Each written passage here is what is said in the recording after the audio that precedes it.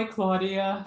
It's wonderful to meet you and hear about you and your work. So I'm just delighted, and I'm just very, very curious, having looked at your wonderful website and the wide range of work you do. So I'm going to ask you a few questions and engage in some conversation about it. So if you could tell us a little bit about your background. I saw that you are from Buenos Aires, yes. Argentina. So tell us about that and how you got to Virginia. Well, first of all, I would like to thank the McLean Project for the Arts for this opportunity, and you, Renee, for this interview. And yes, I'm from Buenos Aires, Argentina. Okay, I came with my family, husband and 2 kids, more than 25 years ago. And we start anew here, a whole new experience. And back in Buenos Aires, I study architecture, so I have a degree in architecture. And I was mostly involved at the university teaching design until I came here, which was really, really nice. Because we saw it, I mean, not just architecture, but it was the first year of the university, so a huge weight of projects. So it was nice. So, but architecture for me always was very, very real. So back of my mind, I knew I was not going to pursue that. So I said, okay, what an opportunity. Change countries, change futures. And I started studying graphic design here.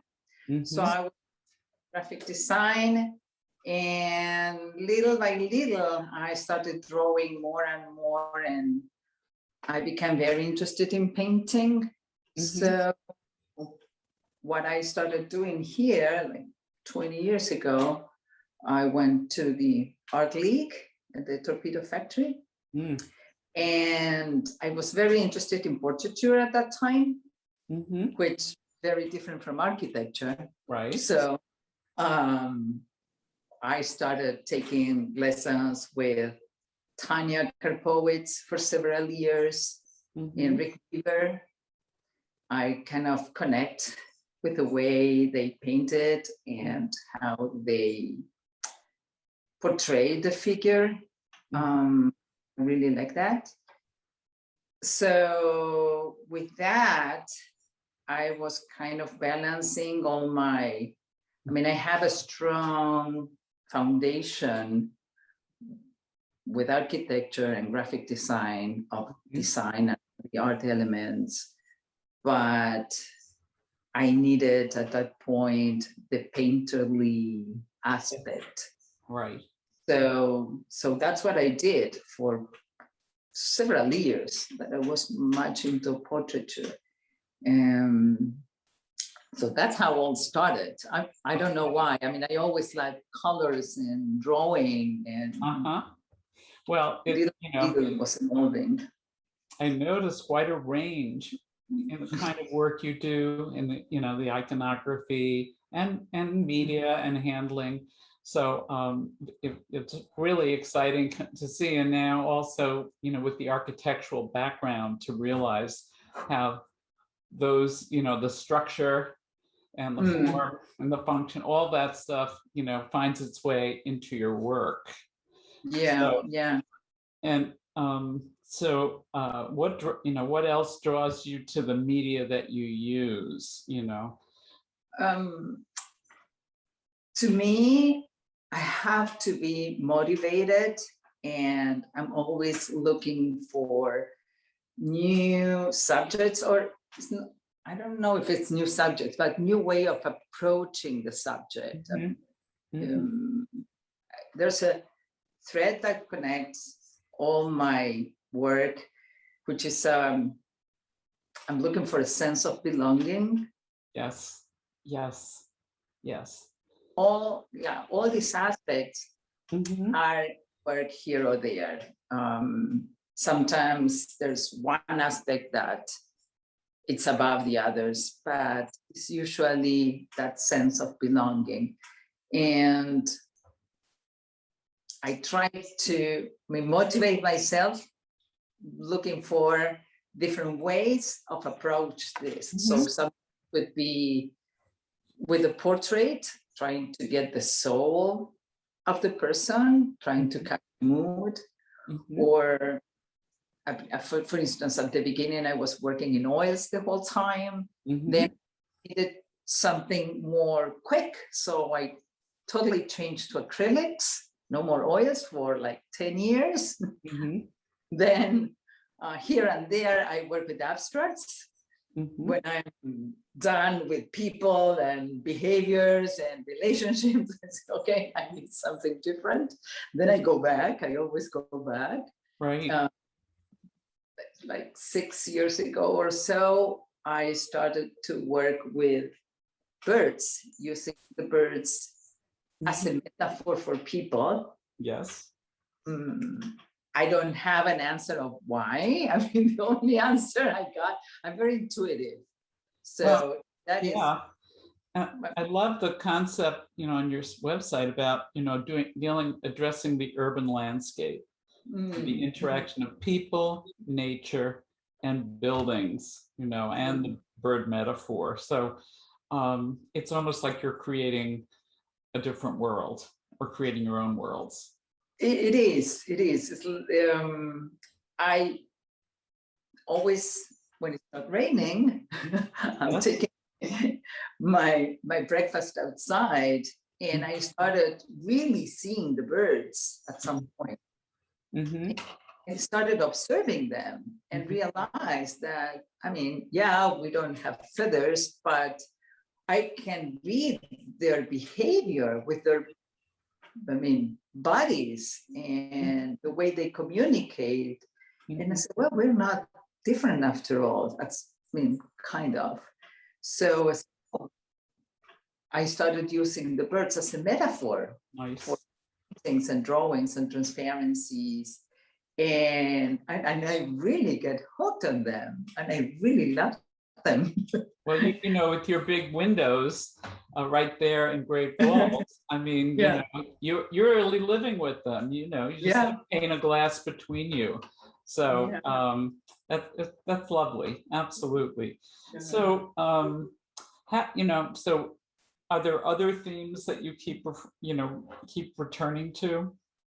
I'm so impressed with your range, and even some of the portraits and figures where only certain parts are completed and other parts are just linear. I don't know if you want to I think that's that. I repeat that. In a different way, but for instance, see lots of my drawings now, they're not totally defined. There are some areas that are more defined than others, because I'm always looking for contrast. I'm always looking for the soft and the hard, the light and the dark, the linear and the curvilinear.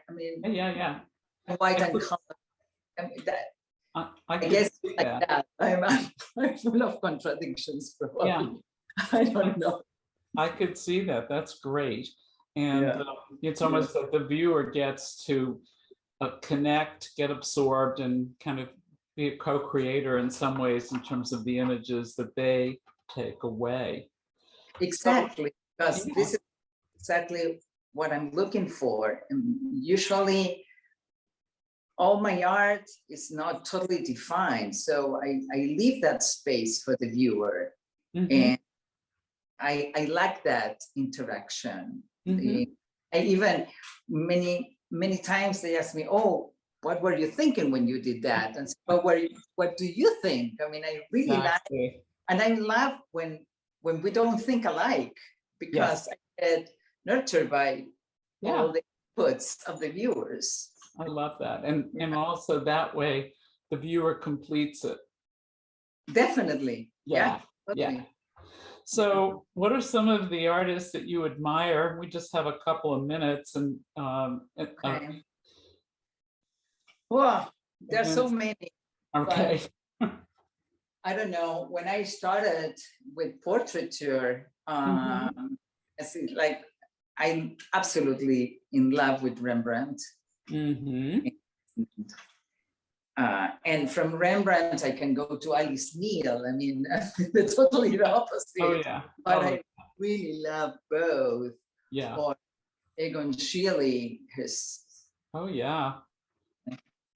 And who else? There's an Argentinian painter, Carlos Alonso, which I absolutely loved. He's a wonderful draughtsman. He was a wonderful draughtsman. I mean, the way that he conveys, I mean, his lines, again, he also does this, the finish and finish. I can see the inspiration, really, you know, and it's absolutely lovely that it goes with your creativity. So we're just about done, and I wanted to know, do you have a motto or, that you live by as an artist, motto or creed? I think that I'm always trying to find my own voice. That I need the challenge. I need something new to keep me going, and that's why I think I change constantly. I'm going back and forth. Yeah. With the pandemic, for instance, I felt so constrained that I started to do abstracts. I mean, like crazy.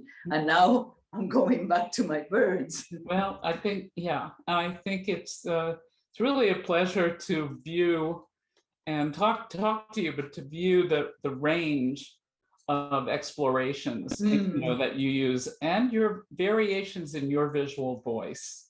Yeah, thank you. It's really a thrill. So I really appreciate, I've seen some of your work at Touchstone, who represents you. Is there anything you'd like to add? Want people to know? Keep exploring. keep looking, keep exploring. Thank you so much. Very good. Thank you.